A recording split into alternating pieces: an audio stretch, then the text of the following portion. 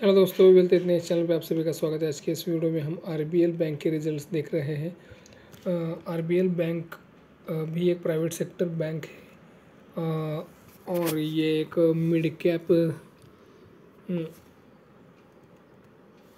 Cap stock है और ये 15 के पी पे ट्रेड कर रहा है। इसका मार्केट कैपिटलाइजेशन जो है वो अराउंड 14,500 करोड़ के आसपास है। तो चलिए देखते हैं आरबीएल बैंक के रिजल्ट्स। हम आरबीएल बैंक के कंसोलिडेटेड रिजल्ट्स देख रहे हैं और ये सभी फिगर जो है वो लाख रुपीज़ में है। तो अगर हम रेवेन्यू फ्रॉम ऑपरेशंस या इंटरेस्ट अर्न की बात करें तो 3007 करोड़ का रेवेन्यू रहा है इस क्वार्टर में, जो पिछले क्वार्टर में 2855 करोड़ था और पिछले साल के सेम क्वार्टर में 2285 करोड़ था। अगर हम क्वार्टर ऑन क्वार्टर बेसिस पे देखते हैं तो 5% की ग्रोथ दिख रही है और अगर हम ईयर ऑन ईयर बेसिस पे देखते हैं तो 31.6% की ग्रोथ दिख रही है। अगर हम एक्सपेंसेस की बात करें तो 2955 करोड़ के एक्सपेंसेस रहे हैं इस क्वार्टर में, जो पिछले क्वार्टर में 2864 करोड़ के थे और पिछले साल के सेम क्वार्टर में 2372 करोड़ के थे।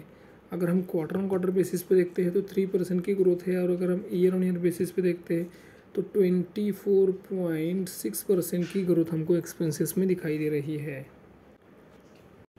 अगर हम नेट प्रॉफिट की बात करें तो 331 करोड़ का नेट प्रॉफिट आया है इस क्वार्टर में, जो पिछले क्वार्टर में 319 करोड़ था और पिछले साल के सेम क्वार्टर में 187 करोड़ था। अगर हम क्वार्टर ऑन क्वार्टर बेसिस पे देखते हैं तो 3.76% की ग्रोथ है और अगर हम ईयर ऑन ईयर बेसिस पे देखते हैं तो 77% की मेजर जंप हमको नेट प्रॉफिट में दिखाई दे रही है आरबीएल बैंक के। अगर आप बैंक सेगमेंट वाइज रिजल्ट को स्टडी करना चाहते हो तो यहाँ पे वीडियो को पॉज करके सेगमेंट वाइज रिजल्ट को स्टडी कर सकते हो।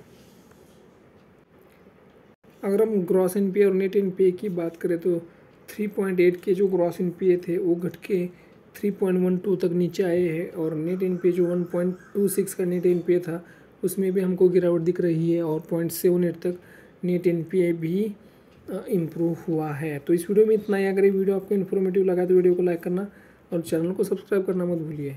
जय हिंद।